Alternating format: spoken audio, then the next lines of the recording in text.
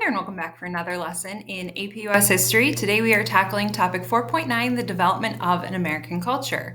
So we are going to zone in on this learning objective, explaining how and why a new national culture developed from 1800 to 1848.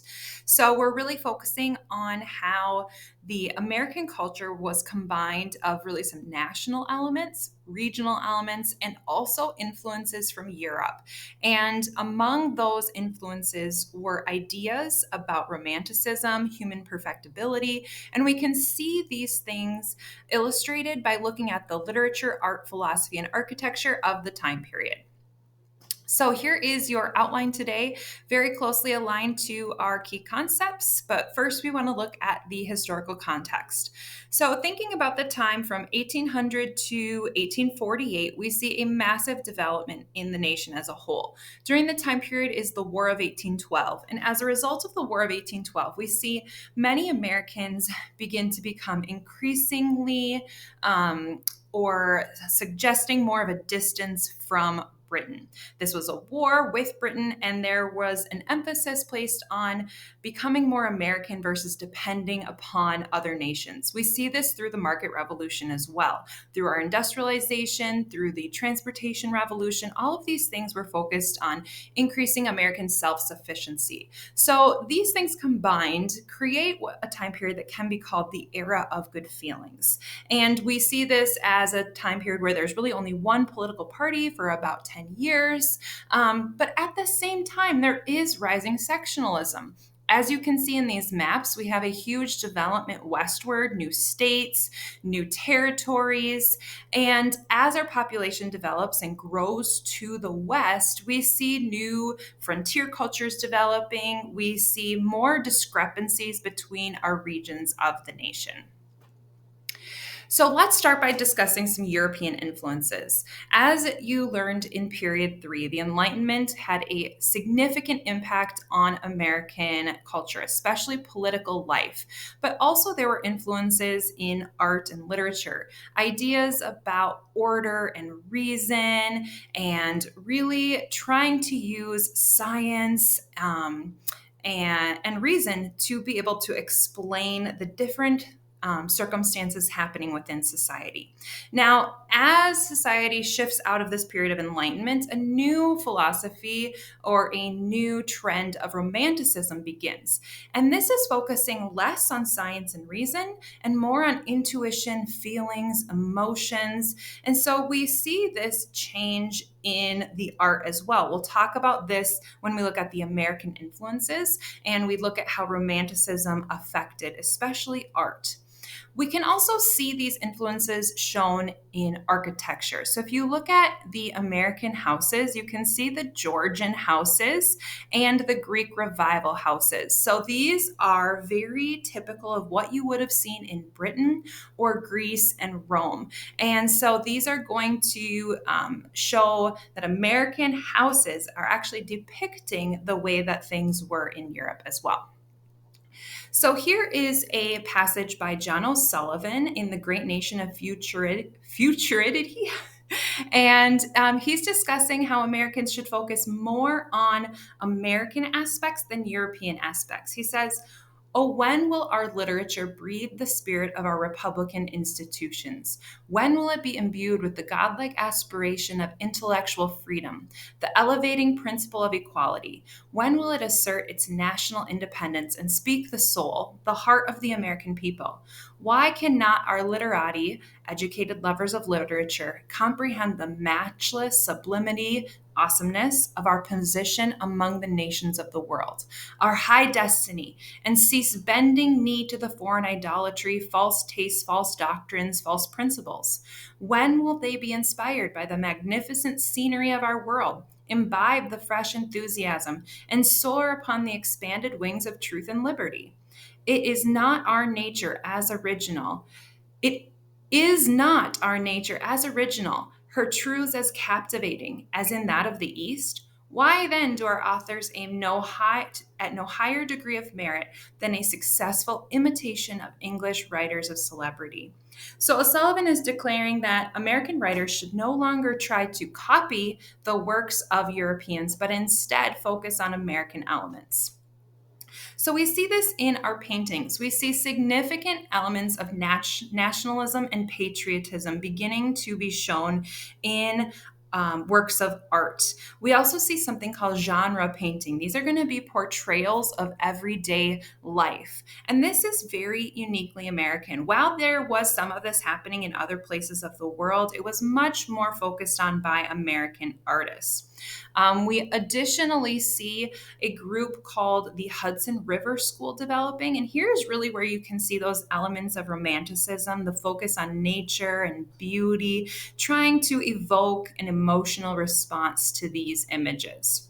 Now, in our literature, we also see elements of nationalism and patriotism, the glorification of frontiersmen.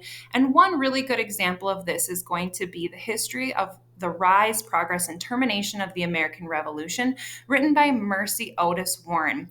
And in this book, she discusses with a very patriotic tone the importance and the significance of what happened in the American Revolution. Another uniquely American movement during this time was called transcendentalism. Now, while this drew upon European Romanticism, it wasn't the same thing. So there were some significant transcendentalists. Most famous were Ralph Waldo Emerson and Henry David Thoreau. And what these groups did was they would question some of the traditional ways of life. For example, established churches, focusing on the capitalist society with business. They opposed materialism and focused on the individual. They really emphasized independence and sometimes gender equality. And so it was a much more minimalist way of life. It was a rejection of many of the traditional practices of the time. They formed what was called Brook Farm, a transcendentalist community, to try to live out their values. Additionally, we see other communities developing. We call them as a group utopian communities, where they are attempting to withdraw from conventional society and they focus on creating an ideal community. So, this idea of perfectibility, that it is actually attainable to be perfect and to have a community that reflects perfection. And as the country expands west, it creates opportunities for many of these groups to try to settle and instill their values. The Shakers were one of the more unique communities. They had a very strict separation of genders. And so not very many people wanted to be part of it. And because there was no reproduction, they ended up dying out. Here's a little a poem by the Shaker community in the 1830s. "'Tis the gift to be simple, 'tis the gift to be free, 'tis the gift to come down where we ought to be. And when we find ourselves in the place just right, 'twill be in the valley of love and delight. When true simplicity is gained, to bow and bend we shan't be ashamed. To turn, turn will be our delight, till by turning, turning we come round right." So another group was the Amana colonies. These were Germans in Iowa, and while they did not emphasize the separation of genders, they also focused on a simple lifestyle. The Oneida community was a cooperative community in New York, and they were really heavily criticized because they believed in free love and the coupling of men and women, regardless of a marriage per se. And then the most famous would be the Church of Jesus Christ of the Latter-day Saints. So this is what is today known as the Mormon community. And Joseph Smith began this religious tradition, and the community lived essentially autonomously without much influence from outside groups. And eventually they will move out west, which we will talk about in period 5. So, some regional aspects to consider is that we are seeing, while there are some American broad ideas, there are regional characteristics that are only pertain to certain areas. So in urban areas, especially when we think of our northeastern states, there's just generally a faster pace of life. We see really concentrated groups of immigrants, ethnic neighborhoods beginning, and the largest group to enter the cities at this time are going to be Catholic Irish, and they will face significant discrimination. We see very densely populated areas beginning to form, freely roaming pigs in the streets, poor sanitations. A significant daily excursion would have been to the tavern, as this poor sanitation impacted the water. So water could actually be more dangerous to drink than alcohol. We also see in the urban areas higher numbers of free Blacks, and so we begin to see some competition between groups for labor. But we also are seeing higher rates of literacy and higher education in these areas. Moving on to the rural areas and frontier culture. A slower pace does not mean that they weren't busy. There just were less time restraints or commitments.